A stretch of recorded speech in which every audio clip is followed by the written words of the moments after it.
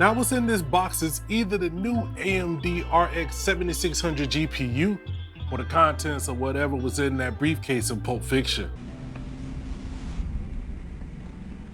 Wait, what is it? What is it? Man, did they ever figure out what was in that briefcase?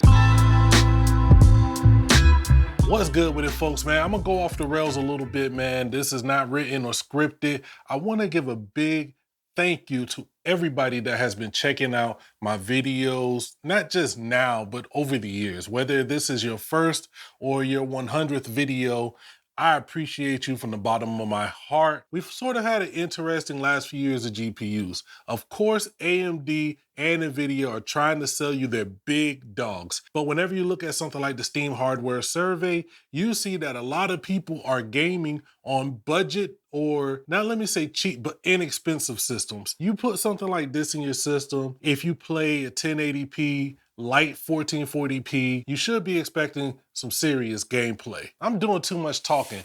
Let's take a look at this thing. I haven't even seen it up close and in person. It's funny because these GPUs are getting so big, so massive. Whenever you see one, that's what I would consider a normal 2-slot GPU.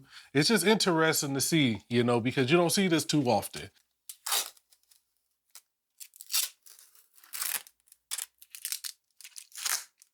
So my plans with this card are not to run 1,000 benchmarks. Obviously, I don't get these the same time the big YouTubers get them. We're gonna put this in the system. I am gonna play a few games and we're gonna run a few canned benchmarks. But what I really wanna talk to you about is the GPU marketplace and if you should buy new or used.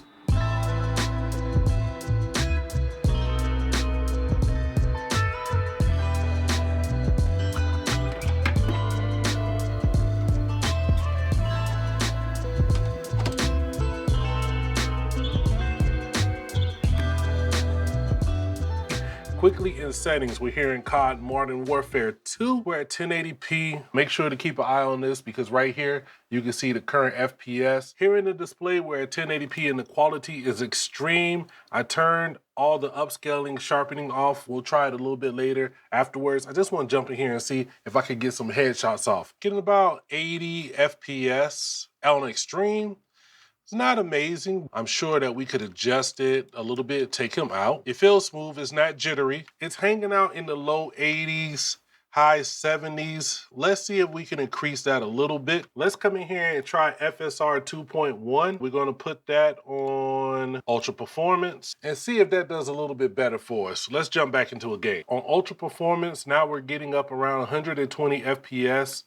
That is, and it looks pretty good. It doesn't look as well as I'm used to because I usually play at 1440p, but for 1080p gaming, I'm not mad at this. All right, we ran the cam benchmark and we got 123 FPS with the lows at 63.1. You can see that this is actually running at 1440p with AMD FSR at ultra performance, and we're getting 123 FPS on average.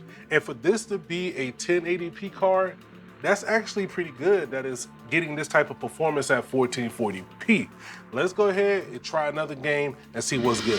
All right, here we are in Cyberpunk 2077. This is at 1080p on the high profile with no FSR or any type of image upscaling techniques. We're getting 80 FPS, I mean, and it looks so good. This game just looks good.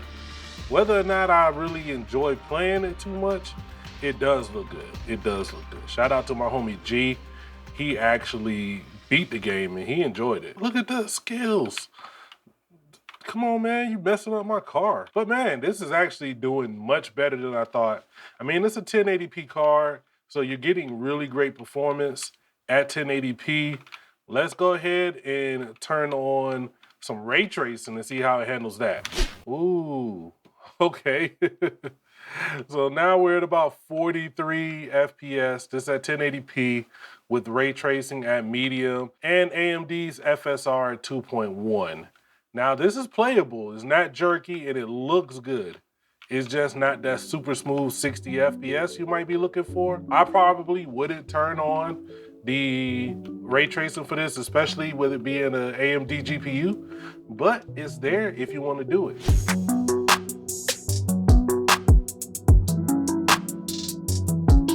Up next, I jumped into The Last of Us Part 1, which was included with this GPU, but we'll talk about that later. And while the gameplay was smooth despite the issues it had upon release, we see the limitations budget cards have with VRAM in today's AAA titles. This card comes with 8GB of GDDR6, and you can see with this game on high settings, with no upscaling, that is close to the VRAM limit.